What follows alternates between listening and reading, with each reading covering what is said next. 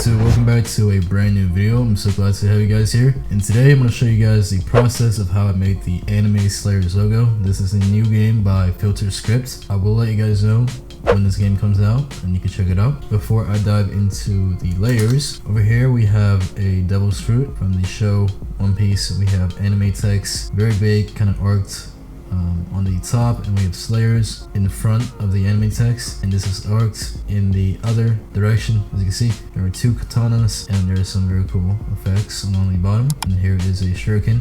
As you can see, if you guys would like to see a tutorial from scratch, leave a comment down below, but this will just be a breakdown. So let me take off these layers. This is me trying to find the right font. I went with the font called Brutals. As you can see, I arced it.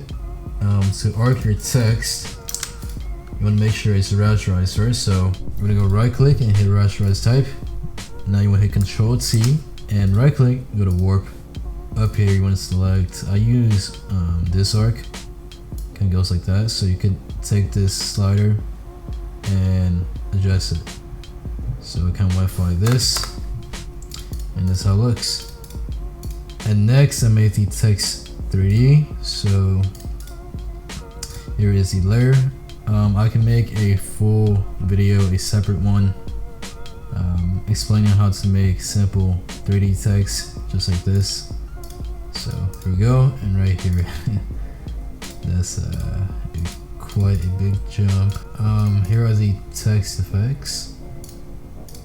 Let me show you guys. Alright, so right here, that's the bottom layer. Okay, top layer, where is the top layer? Alright, so on the top layer, here's just some glows. Right here, boom, bottom, some shadows. So it looks like that. Text, the outline, and then some extra shadows.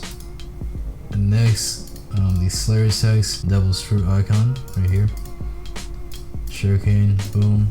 Slayer text, pretty cool, the little outline. Right here are the two katanas crossing, comes together like this. And for the effects, this would have been pretty cool, I guess.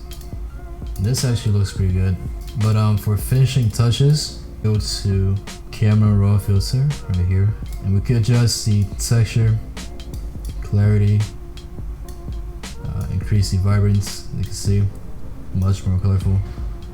Also increase the contrast, adjust these values, detail, sharpen. You can see from the before and after.